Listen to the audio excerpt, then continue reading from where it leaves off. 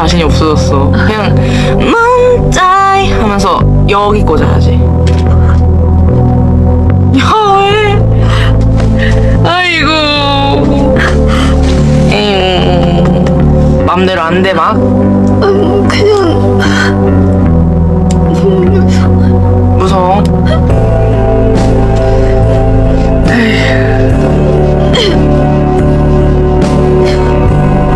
그냥 뭔가 사람 앞에서 소리 내는 게 너무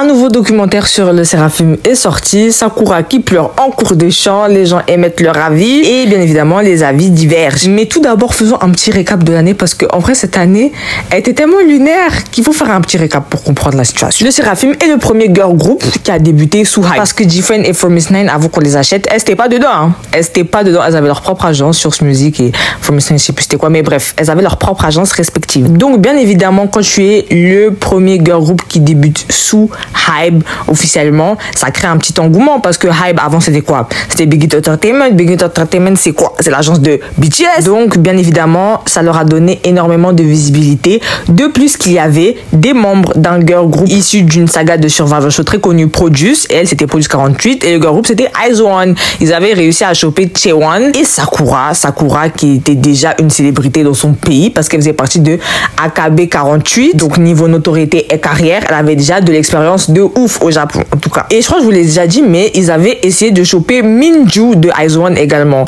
Mais Minju elle a dit non, moi c'est fini, c'est au boulot là, c'est fini cette carrière. Donc niveau visibilité, notoriété, ils avaient tout. Ils avaient même réussi à reprendre Yoonjin qui faisait aussi partie de Produce 48 avec Chaewon et Sakura. Ils avaient fait un documentaire dessus en mode les retrouvailles.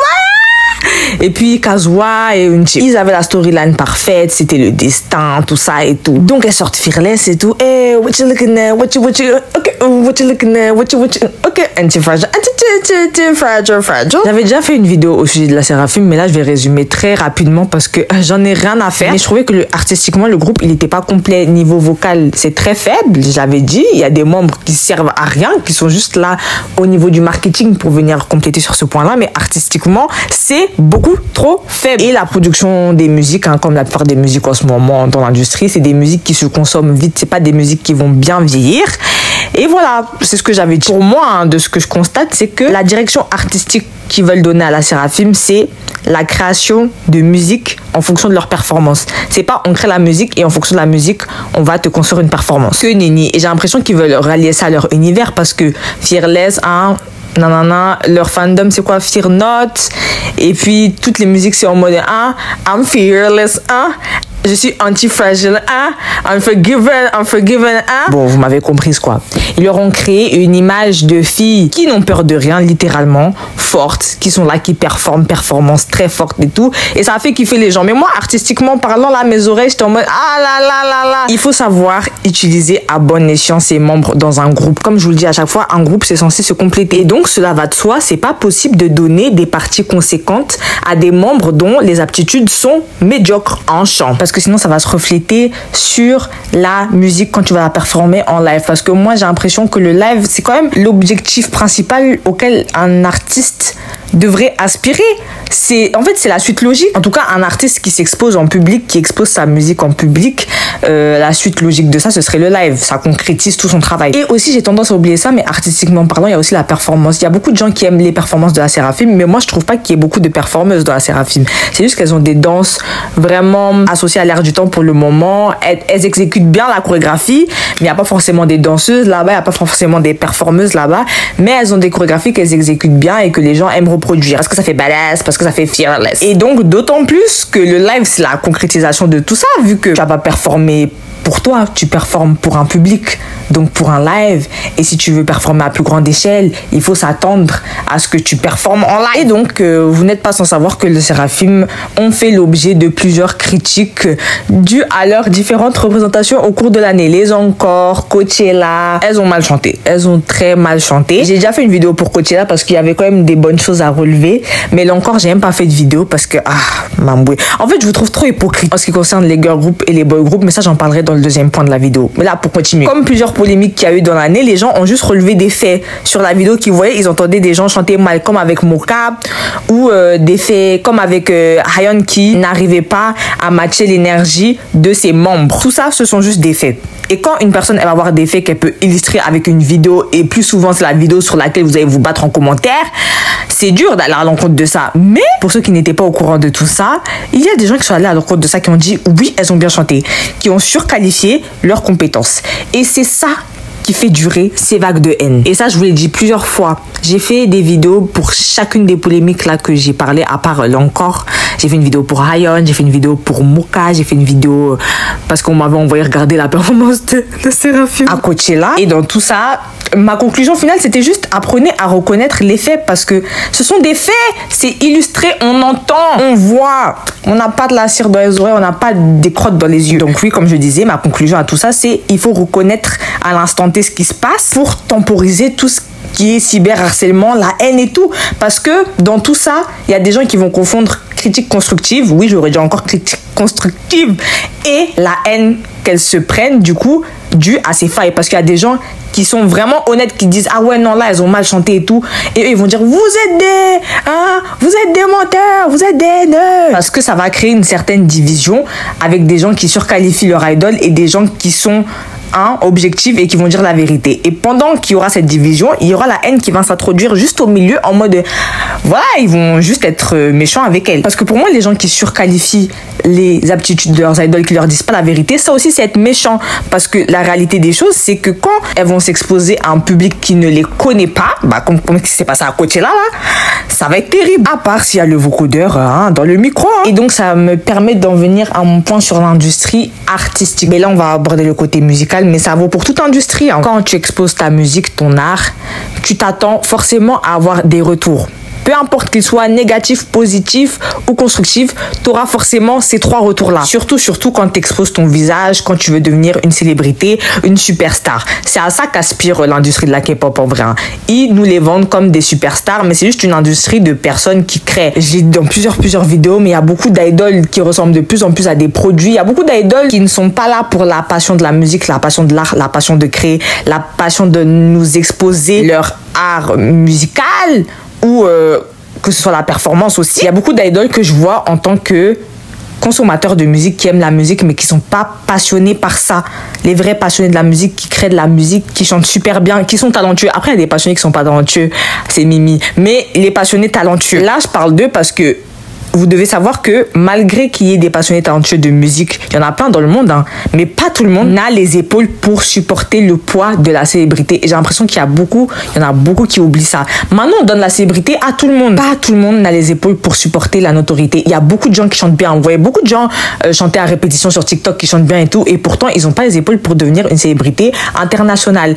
Parce qu'ils savent à quoi s'attendre et eux-mêmes, ils font le choix de ne pas y aller. Parce qu'ils savent que là-bas, il y aura des retours négatifs, positifs, constructive, peu importe le travail. Ce que je vous dis aussi depuis la nuit des temps, c'est d'arrêter de déresponsabiliser vos idoles en mode ils sont pas capables de faire des choix parce qu'ils ne sont pas majeurs. Et là, je parle de choix quotidiens. Tu sais dire oui ou non à un verre d'eau, tu sais dire oui ou non à une sortie, tu sais dire oui ou non. Enfin, c'est ton choix. C'est ton choix. Là, je parle de choix à une échelle quotidienne. Il y en a qui désobéissent délibérément à leurs parents en sachant qu'il y aura une punition derrière. C'est pas des adultes, mais c'est pas des enfants non plus. Quoique dans mes exemples, il y a beaucoup d'adultes. Et même dans des situations comme ça, en temps normal, il y en a beaucoup qui sont plus grands que moi. C'est ça que j'essaie de vous dire. Ils savent faire des choix et il y en a plein dans le monde qui ont fait le choix de pas prendre la route de la célébrité parce qu'ils savaient à quoi s'attendre. Eux, ils ont fait ce choix-là. Donc maintenant, les gens qui veulent défendre leur idole parce que c'est totalement légitime. En fait, les vagues de haine qu'elles se prennent, c'est de la folie. C'est de la folie. Seulement, le fait que le point de départ de ces vagues de haine sont leurs aptitudes de travail, ça fait passer toute critique constructive pour de la haine auprès de leurs fans. Et c'est ça que ils doivent réussir à dissocier. Parce que si ça ne tenait qu'à moi, pour moi, c'est même pas un scandale. C'est juste un fait. Elles ont mal chanté, ou elle danse trop fort, ou elle a mal chanté à l'encore, et puis on passe à autre chose. Il y a des gens, ils veulent pas lâcher le steak, qu'ils sont là à dire non, elles ont bien chanté. Non, arrêtez de dire ça, parce que sinon les gens qui veulent sincèrement les voir évoluer, ils vont dire non, là elles ont mal chanté, nani. Et donc du coup ça va créer une division, et la haine là elle va rentrer. Et c'est ça que vous faites depuis, je sais même pas ça commencé quand toutes ces polémiques-là. Polémiques entre guillemets. Parce que quand ce genre de situation arrive dans plusieurs facettes de d'autres industries musicales, on en rigole et on n'en parle plus. Ils ressortent cette vidéo tous les 3 mois et on en rigole. Vous, c'est sérieux de ouf. Mais sauf que là, ce sont des faits. Il faut juste travailler ça, améliorer ça. Et il faut savoir qu'on n'améliore pas sa capacité vocale en 3 mois. Vous êtes fous, quoi. Et donc, vous ne pouvez pas délégitimer les gens qui émettent leur avis, leur opinion, leur hypothèse en disant que, oh, elles sortent le documentaire juste avant leur comeback. Peut-être c'est juste pour redonner de la visibilité parce que c'est l'industrie. Je sais pas si vous avez regardé Nouvelle École, mais quand Aya, elle a dit à GER qu'il fallait savoir déléguer le travail, elle avait raison, hein, que ça vous plaise ou non. Il faut savoir déléguer le travail, sinon tu vas te noyer. Et surtout, si tu veux devenir mainstream, si tu veux percer, il faut avoir un retour sur ton propre travail d'autres personnes pour au moins te dire ce qu'il raconte ça me plaît pas ou ce qu'il raconte ça pourrait être bien pour mon travail dans le futur. Et aussi que plus tu prends de l'ampleur, moins tu peux tout faire parce qu'il faut que tu te concentres sur tes propres trucs. C'est pour ça qu'il y a beaucoup de charges dans l'industrie musicale. Il y a les compositeurs, il y a les producteurs, il y a les ghostwriters et il y a les interprètes. Les interprètes, c'est la K-pop. Il y a un taf qui se fait derrière pour produire leur musique et tout, aller chercher la démo, faire la musique, la réécrire pour eux. Et eux, ils l'interprètent. Ce sont des personnages publics. Vous ne les connaissez pas et on connaît encore moins l'industrie de la K-pop. Je tiens à vous dire parce que, en fait, j'ai l'impression que ça rentre pas dans vos têtes. Et avec tout ce qui s'est passé ces dernières années, vous devrez vous dire que, wesh, la K-pop, ça se voit, c'est une industrie sombre, comme toute industrie de la musique, hein, comme je dis à chaque fois. Est-ce que vous connaissez le groupe Weekly? Weekly, c'était un groupe qui s'appelait Weekly parce qu'elles étaient 7. Mais maintenant, elles sont 6 parce qu'il y a une membre qui est partie. Et cette membre, elle produisait les chansons de son groupe. Deuxième comeback, elle s'est tirée. À After School, après After School, elle s'est tirée. After School, c'est la chanson qui fait et donc voilà, Jiwoon elle se tire et tout, mais ça ne l'empêche pas de produire de la musique parce que c'est une passionnée de musique. Donc, elle préfère être en arrière, pas interprète, parce que interprète, c'est un taf qu'il faut savoir endosser. Elle a fait le choix de se casser. Elle est partie parce que Belek elle s'est dit trop c'est trop. Belek a vu des choses, elle s'est dit ah ouais non c'est mort, c'est mort. Bref, du coup voilà. La célébrité, un point que beaucoup de gens négligent, ça requiert les épaules. Mais j'ai l'impression dans la K-pop, c'est pas des gens qui suivent l'industrie de la musique en général de près. Il y en a qui écoutent la K-pop que pour la K-pop, ils ont découvert l'industrie de la musique à travers de la K-pop et ils sont choqués de voir des trucs comme ça. Sachant que moi je trouve que la K-pop avant c'était beaucoup plus cru, hein. C'était plus cru. À partir de 2019, ils ont commencé à sugarcoat everything. Plus d'interaction entre les filles et les garçons. Rien du tout. À part la 5e génération, moi j'aime bien. Franchement, j'aime bien. Maintenant, les scandales qu'il y a, c'est des scandales qui concernent que leur taf. Est-ce que vous vous rendez compte? C'est des scandales vraiment ridicules qui n'ont pas eu d'être regardés. Par exemple, il y a NIPN, ils ont fait un TikTok avec Katsai. Katsai, mais go! C'est ça des performeuses. Je vous avais dit quoi? My line-up, elle est parfaite. On n'a pas besoin d'avoir 3 mois d'apprentissage sur le terrain pour savoir performer. Il n'y a pas tout le monde qui peut être interprète, célébrité. Mais bon, revenons à nos oignons. NIPN, Heesung et Nikki, ils ont fait un TikTok avec Mano et Yoonchae. Voilà, les plus grands, les Yaya et les petits. On va dire Yaya et petits parce que j'ai pas envie de dire Matyong et Mangne. Parce que Katsai, c'est un groupe de gay fans aussi. C'est pas qu'un groupe de hype. Et moi, j'ai pas envie qu'elles prennent le chemin de la K-pop. J'ai envie qu'elles aient leur propre direction artistique. J'ai envie qu'elles se développent artistiquement. Elles ont des instruments dingues. Leurs voix, elles sont dingues. Performances, ce sont des performeuses. J'ai envie qu'elles pètent à l'international. Faut refaire péter les girl groups, mais déjà qu'elles me fassent une chanson plus longue que 2 minutes là. J'en ai marre de leurs interludes. J'en peux plus. Et ça se voit qu'elles essayent de promouvoir leur groupe avec les nouvelles méthodes de consommation. Moi j'aime pas ça parce que du coup leurs musiques elles sont applicables à ça. Carrément, moi je vous ai dit, moi je préfère Debut à Touch. Non, je vous ai pas dit, mais moi je préfère Debut à Touch parce que comme je vous ai déjà dit ce que j'en pensais de Debut, mais j'aime trop le refrain et la musique c'est que le refrain, donc j'étais vouée à aimer cette chanson. Bref, fin de l'aparté. Donc ils ont fait un TikTok et tout, Heesung, Nikki, Manon, Yoonchae, Matyong, Matani, Mangne, tout ça de Touch. Et puis on les voyait dans un couloir et on voyait que Yoonchae et Manon elle faisait la chorégraphie comme d'hab quoi. Et puis Heesung et Nikki ils ça donnait pas de ouf. Et je parle pas du dérivé de la chorégraphie en mode ils font pas toute la chorégraphie, à un moment donné ils les regardent parce que j'ai vu d'autres idoles faire ça. Je dis juste que ça donnait pas de ouf, mais sinon leur mouvement c'était toujours propre. Et donc il y a des gens qui ont fait des TikTok sur ça en mode c'est drôle, eux qui ont l'habitude de bien ningsa le ghetto, là ils font rien. Et les gens ils sont en mode ouais and the world keeps spinning et la terre elle continue de tourner. C'est pas un truc de ouf, nanana. Et après ils ont commencé à dire oui, mais ils ont le droit de rendre la chorégraphie masculine quand c'est Mignonne qui fait la chorégraphie féminine. Vous dites rien, mais quand c'est eux, c'est toujours ça. Vous attendez vraiment la chute de N.I.P. Gaga, wesh. Wesh, est-ce que c'est... Is it that serious? Maintenant, moi, le truc, c'est que juste après, j'ai vu le challenge qu'elles ont fait avec Boy Next Door. Non, juste avant, j'ai vu le challenge qu'elles ont fait avec Boy Next Door. Du coup, c'est pour ça que j'étais en mode, mais pourquoi ils se la donnent pas là? Voilà quoi, donnez-vous là. Mais moi, pour moi, ça allait même pas faire polémique. Je pensais qu'ils faisaient juste les gars mystérieux comme...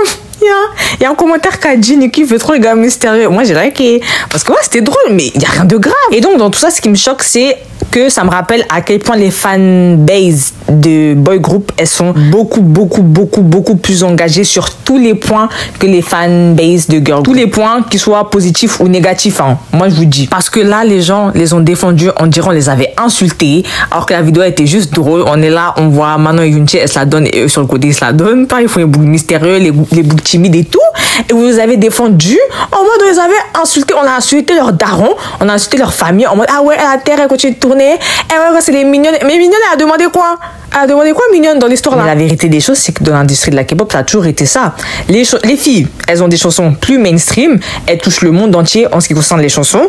Mais vas-y, leur fanbase, elles sont pas trop engagées. Mais c'est leur musique qu'on écoute. Or que les garçons, carrément, c'est les fanbases qu'on connaît. Il y a beaucoup plus de gens qui connaissent les ARMY, qui connaissent les Blink. À part les fans de K-pop, qui connaît les Blink? Personne. Parce que, en fait, je voulais pas faire une distinction, mais depuis que je suis créatrice de contenu, les fans de girl group, ils ont beaucoup plus de recul. En fait, c'est des gens... En fait, parce que des fois, j'ai l'impression que les fans de boy group, ça va pas dans votre... En tout cas, pas ceux sur mon compte. Tous les gens sur mon compte, ce sont toujours des gens très réfléchis qui ont des argumentaires avec lesquels on peut débattre. Mais quand je prends du point de vue général, les fans de boy group, ils sont super attachés à leur boy group. On dirait c'est leurs enfants, on dirait c'est leur mari, on dirait, je sais pas, l'obsession chronique, hein, comme je dis. Et ils les défendent cœurs et âmes pour des fois des situations où il n'y a pas besoin. Genre là, c'était drôle. La vidéo était drôle. Je sais pas pourquoi ça a fait un scandale comme ça. Les gens, ils se rendent pas compte que dans chaque contenu, il peut y avoir des commentaires haineux, mais faut pas les caler.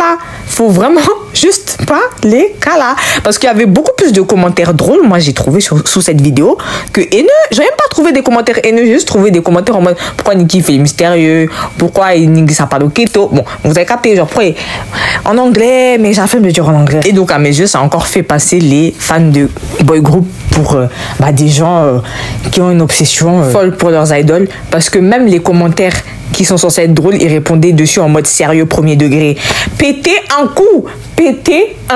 Mais je voulais parler de ce scandale. Vous voyez, encore une fois, c'est même pas un scandale. Pour moi, ça, c'est des bêtises. Mais je voulais parler de cette bêtise pour faire la corrélation entre le problème des boy group étant qu'ils se font manger par les girl group durant ces dernières années. Moi, comme je vous l'ai dit dans plusieurs de mes précédentes vidéos, l'ascension des boy group que j'ai vu, c'était des boy group qui étaient énormément impliqués dans la production de leur musique. Sinon, en temps normal, c'est toujours les musiques des girl group qui touchaient plus le monde entier. J'ai déjà dit dans une vidéo avec Blackpink et tout, mais il y a plus de gens qui connaissent de musique de Blackpink que le groupe Blackpink en lui-même. Pareil, moi quand j'étais petite, j'ai jamais entendu Big Bang ou quoi. C'est 21 que j'entendais à la télé, la Nega, Che, Chalaga, la pub Microsoft là. Blackpink, ils connaissent leur musique, ils connaissent le nom des membres et tout. Il y a des gens, tu vas leur dire BTS, ils vont dire ouais, je connais, mais ils connaissent pas toute leur musique. Et ils connaissent les ARMY en plus, ça explique un truc. Et ils connaissent pas forcément leur prénom. La seule différence, ça a toujours été que les musiques des girl group ont toujours été plus mainstream malgré leur fanbase moins engagée, à l'inverse des garçons qui ont des fanbases extrêmement engagées, vraiment super engagées, mais leurs musiques, elles ont du mal à péter à l'international. Après, moi, je vous ai dit, hein, moi, les musiques que je vois beaucoup péter à l'international des boy groups, c'est soit des musiques issues du Big Free, soit des groupes qui sont vraiment présents dans la production, soit des groupes avec de bonnes productions, aka Believe. Non, ça j'ai menti, j'ai rajouté. Vraiment, il y a que les fans de K-pop qui connaissent N.I.P. Et sinon, j'avais quoi d'autre à rajouter? Moi, j'aime bien la musique de Somi Ice Cream. J'aime bien l'instru. Somi, elle performe bien, elle chante bien, elle sait à quel public elle s'adresse, elle vise un public en particulier. Elle est en train de promouvoir sa chanson en utilisant les nouvelles méthodes de consommation. Non, vraiment, elle fait les choses bien. Et moi, j'aime bien les... moi, j'aime bien la chanson. J'aime beaucoup la chanson. La chorégraphie, elle est mimi, parfaite pour TikTok. TikTok, allez, ça part. Mais est-ce que c'est une musique qui va bien vieillir dans le temps? Je ne sais pas. Je pense que ça va me faire un peu comme avec Magnétique. C'est une musique mimique, j'aime bien, hein. Mais après, est-ce que je vais encore l'écouter? Mais bon, pour faire une conclusion à ça, arrêtez de déresponsabiliser vos idoles. À part si on leur a mis un couteau sous la gorge. La célébrité, c'est pas fait pour tout le monde. L'industrie, c'est dur. Les défenseurs des idoles, allez combattre les bonnes personnes en commentaire. Arrêtez de combattre des gens qui sont en train de constater des faits et qui veulent réellement que leur idole s'améliore. Belek, ces gens-là, c'est aussi des fans comme vous, hein. Mais aller à leur rencontre alors qu'ils sont en train de dire des faits qui peuvent être illustrés, ça fait durer la haine. Là, par exemple, pour boucler la boucle, la vidéo que j'ai mise au début de Sakura qui était en train de pleurer, qui disait qu'elle a peur de chanter en public. Pardon. Mais en fait, quand elle dit ce genre de phrase, vous attendiez à quel genre de réaction? Moi, je m'y attendais déjà aux commentaires de un cuisinier qui a peur de se couper, un coureur de F1 qui a peur de conduire. Et donc, j'ai vu ça a insulté beaucoup de personnes de bullies. Bullies, ça veut dire harceleur, tout ça. Alors que la phrase de Sakura, elle est quand même vachement ironique vu que c'est son taf. Elle est interprète de chant. C'est censé être une chanteuse. Mais elle, en fonction de ses aptitudes, on va la qualifier sous le terme interprète de chant parce que c'est clairement pas une chanteuse. Du coup, elle va chanter et elle a peur de chanter. C'est elle qui a choisi de faire ça. Et le pire là, c'est que c'est Sakura qui a une décennie d'expérience sur la scène, hein. Et le fait qu'elle ait dit cette phrase, en fait, ça la décrédibilise. Même si on veut montrer un documentaire, le fait qu'elle ait dit cette phrase et dans le contexte dans lequel elle l'a employée, ça la décrédibilise d'autant plus que c'est pas comme si elle avait peur de chanter parce qu'elle allait recevoir des tomates sur scène. Elle a peur de chanter en public à cause des répercussions qu'il pourrait y avoir après ses prochaines performances. Parce que les aptitudes vocales de Sakura, elles sont très très faibles. On l'a toujours su. Depuis Produce, moi j'ai toujours su. Le A là qu'ils lui ont donné là, c'était un A pour tout AKB 48, hein, parce que sinon personne n'allait avoir un A dans AKB 48. Pour autant, il y a beaucoup de gens qui surqualifient ses compétences depuis un bon bout de temps, jusqu'à même après Coachella, là on a trouvé que elle s'était améliorée. Il y a des gens qui l'ont surqualifiée et elle-même aussi elle a dit ah ouais j'ai trop bien chanté et tout. Apparemment elle a dit ça. J'espère que c'est faux, Sakura Miyawaki s'il te plaît. Mais après moi cette phrase je la comprends. Même s'ils l'ont mis dans le documentaire, moi je trouvais que ça a décrédibilisé un tas. Mais je la comprends parce que dans un groupe, on te le dit pas explicitement, mais dans la K-pop, ça se voit qu'il y a beaucoup de groupes qui se complètent. Il y a des gens qui ne savent pas chanter, qui sont dans leur groupe, qui s'en sortent très très bien. Ils savent pas chanter, ni rapper, ni performer. Ils savent juste exécuter la danse et ils s'en sortent très bien dans le groupe. Ils font juste leurs petits ajouts à la musique qui complètent le groupe et ça suffit, ça fait le taf. Peut-être Sakura, on lui a envoyé ça en mode t'inquiète, tu vas juste aller dans le groupe, tout ce que tu auras à faire c'est danser et dire des petits adlibs et tout et être l'une des membres japonaises du groupe pour nous donner ta notoriété. Et là elle se retrouve avec une quantité de lignes à chanter qui n'était pas sa quantité habituelle parce que dans un groupe de 12 tu te dissimules bien, dans un groupe de AKB 48 tu te dissimules. Quoi qu'elle chantait toute seule des fois, mais bref, la demande au Japon niveau musique n'est pas la même. Mais là, un groupe de 5, ce n'est pas l'égalité qu'on cherche dans un groupe, c'est l'équité. Et c'est sur ces points-là où on voit vraiment l'engagement des fans de boy group, parce que quand c'est leur boy group, il y a des trucs comme ça, et les fans ils vont pas les lâcher, ils vont les défendre jusqu'à moi les pinières. La Séraphim, elles se font lâcher depuis mars, on dirait. Elles se font lâcher de ouf, de fou malade. Alors que pour moi c'est très clair, on a entendu ça, il faut du temps pour évoluer. Une voix, c'est un instrument qui se travaille comme n'importe quel autre instrument. Parce qu'en dehors de tout ce qui est sur mon point des critiques constructives et tout, la haine là qu'elles se prennent là, c'est là-bas que vous devriez aller défendre ceux qui viennent me parler dans mes oreilles. Allez défendre quand elles se prennent de la haine. Mais Yoonjin, c'est pas elle qui se prend de la haine depuis, j'ai l'impression, en février, là. La pauvre, tout ça parce qu'elle a dit I want to change the idol industry. Oh là là là là. Tous les soirs, elle regrette, obligée. Ah, et aussi PS. Les fans de boy group, lâchez du lest. Lâchez du lest parce que là, ça a créé une polémique pour aller où?